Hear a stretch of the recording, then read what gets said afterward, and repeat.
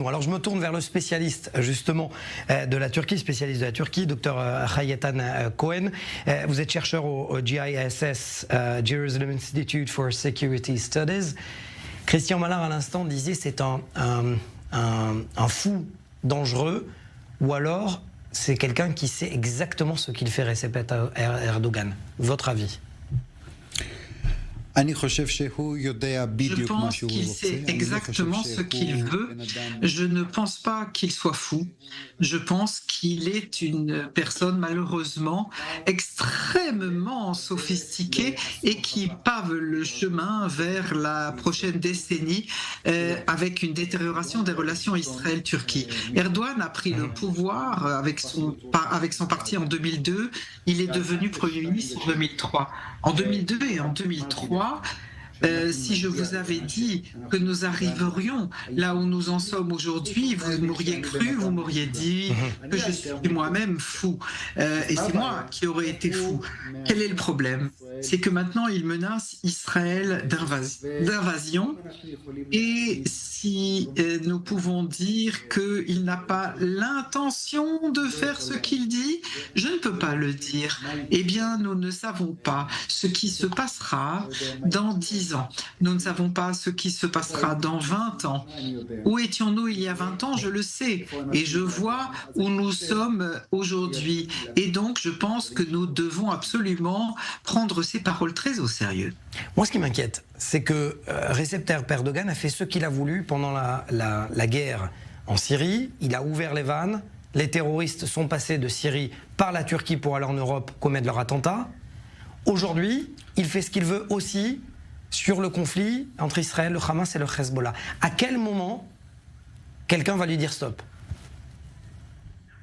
C'est une question. Mais je pense que nous allons devoir adresser votre question aux États-Unis.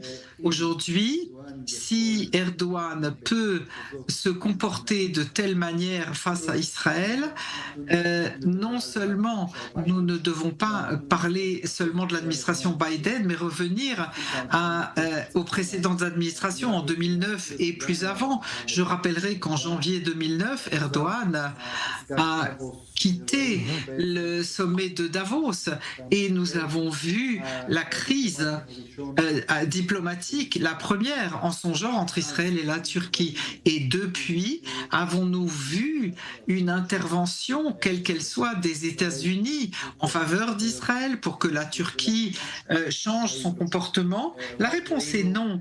Et nous n'avons vu que les excuses israéliennes face à la Turquie à cause de la pression d'Obama, mais au-delà de cela, eh bien, les Américains sont intervenus et c'est nous qui avons dû céder. Les Turcs n'ont rien changé dans leur comportement et c'est en fait là le problème central.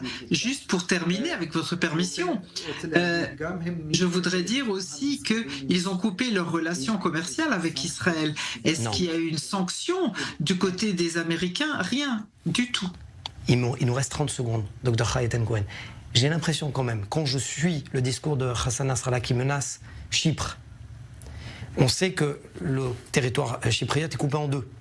Et la partie nord est aux Turcs. Est-ce qu'on n'est pas en train de voir là une connivence naissante entre le Hezbollah et la Turquie? Absolument. C'est une question excellente et depuis 1974, la Turquie est en Turquie et la Turquie sent que le fait même que la République Chypre, donc le sud de Chypre, coopère avec Israël et donc il considère que c'est un danger qui est potentiellement contre la Turquie. Il voit dans cette alliance Israël, Grèce et Chypre une menace contre la Turquie. Et c'est sur ce point précis que la semaine dernière, ou même il y a 2 semaines, on a commencé à voir le processus de normalisation des relations entre la Turquie et la Syrie.